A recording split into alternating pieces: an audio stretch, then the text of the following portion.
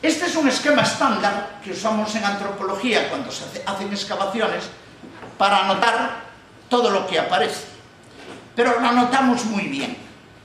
Ellos entonces no lo hicieron así. Y yo lo que les he dibujado son huesos enteros, porque hay la referencia de un húmero derecho, un húmero izquierdo, o 4 fragmentos de húmero derecho y uno izquierdo, y pongo 4 y uno al lado. Pinto el hueso completo. Pero ningún hueso está completo, ni uno. Lo dicen ya ellos al principio. Y es interesante ver en este esquema, observen ustedes, que no tenemos las columnas vertebrales. Ni aquí, ni aquí, aquí nada. En esta quedan 7 fragmentos pertenecientes a 2 vértebras. Tampoco sé decir cuáles, porque no especifican si son cervicales, dorsales, lumbares. He puesto 2 ahí. Otros fragmentos pertenecientes a otras 2 vértebras que tampoco especifican la región, los he puesto arbitrariamente. Y ningún fragmento de columna. No hay apenas costillas, solo aquí 4 fragmentos, aquí ninguno y aquí ninguno. No hay coxales ni hueso sacro en la pelvis, solo un fragmento del coxal izquierdo, otro fragmento del coxal izquierdo, nada de los coxales. No hay esternones en ninguno de los 3. Y eso sigue las leyes tanatológicas. Hay un esquema que se usa en medicina legal, que es el esquema de Maschka, que clasifica en 5 grados la desaparición progresiva de los huesos con el paso del tiempo y la acción agresiva exterior. El grado 0 es la mínima destrucción, el grado 5 es la destrucción prácticamente total. En este caso estamos en un grado de 4 a 5, que son nada de huesos planos, los más débiles, columna, coxales, esternón, etc. Son muy esponjosos y eso se va. También se van los extremos de los huesos largos, no habrá ninguno con certeza. Y quedan solo los huesos más duros, partes del cráneo, también todo esto incompleto, no lo vean entero como está. Fíjense que pinto frontal 11 fragmentos, parietal 6, occipital 5, apófisis mastoidea 1, maxilar 2 trozos, no está el hueso entero, pongo el número al lado de fragmentos de ese hueso. Consecuencia, para que se hagan cargo, he de decirles, y después lo vamos a ver, cada uno de estos grupos, fíjense el material óseo que lo compone, que cada uno de estos grupos cabe flojo en el espacio de una caja de zapatos. En 40 por 25 y por 15. En 40 por 25 y por 15 cabe flojo cada uno de estos lotes.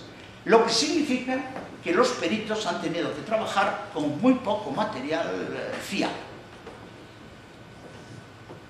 Una vez que el prelado sabe esto, les hace 3 preguntas al efecto que interesa, porque ya están pensando en el necesario expediente de autentificación que se va a producir en poco tiempo. Primera pregunta: ¿cuántos esqueletos son? Respuesta: 3. Hasta el momento, muy satisfactorio. El apóstol Teodoro y Atanasio.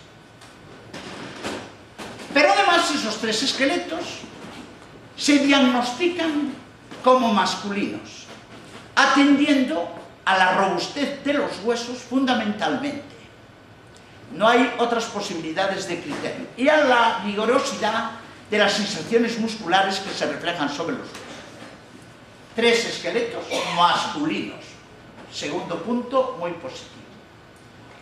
La segunda pregunta que hace el prelado es: ¿qué antigüedad tienen? Perdón, 3 esqueletos masculinos y de unas edades en torno, dice, los 2 primeros, el grupo 1 y el grupo 2, personas que están en el segundo tercio de la vida fisiológica. Claro, entender esto es un poco complicado, porque la duración de la vida cambió bastante de aquella época, siglo XIX, cuando hacen el diagnóstico, a hoy. Pero es que además estos señores vivieron y por tanto murieron en el siglo I, cuando la duración de la vida era todavía mucho más corta. Yo mismo he tenido la oportunidad de estudiar la duración de la vida en Galicia en época romana a través de los epígrafes funerarios y a través de estudios directos en esqueletos romanos aparecidos en necrópolis con capacidad para diagnosticarlos bien. Entonces se vivía todavía mucho menos. Pero poniéndome en la mentalidad de los peritos que hicieron este estudio, diré que para ellos cada tercio de la vida pudieron haber sido 25 años. De manera que los del grupo 1 y el grupo 2, si dicen que están en el tránsito hacia el segundo tercio de la vida, pongamos que andan pues en torno a cerca de los 50 años. Y los del grupo tercero, que están en el tránsito del segundo al tercer decenio, más bien en el tercer decenio. Por tanto, podríamos pensar que están en torno a los 60 y tantos años. Dos primeros, más o menos próximos a los 50, el tercero, más o menos sobre los 60, 65 años. ¿Cómo se sabe esto? Por los fragmentos que pudieron manejar de la bóveda del cráneo. Los huesos están unidos por articulaciones que se llaman suturas, que con la edad tienden a soldarse, siguiendo unas pautas cronológicas. Y es de ahí que deducen lo que acabo de decir. Pero además, en el esqueleto más viejo, observaron que los huesos de la bóveda craneal, manejables por ellos, tenían además lo que se llama distrofia senil, que es un proceso de adelgazamiento que se produce en edades relativamente avanzadas del espesor de los huesos. Se reduce su tejido esponjoso central y se adelgazan las tablas de tejido compacto que hay en superficie, a veces incluso haciendo verdaderos cráteres o depresiones. Por tanto, el diagnóstico está bastante bien hecho en virtud de lo que podían jugar entonces. Esto nos resuelve, pues, fíjese en la primera pregunta, 3 esqueletos, muy bien. 3 varones, estupendamente. 3 varones adultos plenos, no es un chico de 16 años, un niño de 4 y un viejo de 90. Los 3 no sabemos qué edad tenían cuando murieron, porque no sabemos cuándo muere Santiago, cuando es muerto por martirio, decapitado, entre el 42 y el 44, pero no sabemos cuándo nació. Si ustedes quieren hacer un cálculo que no sería desventurado, piensen que pudo haber sido coetáneo de Cristo.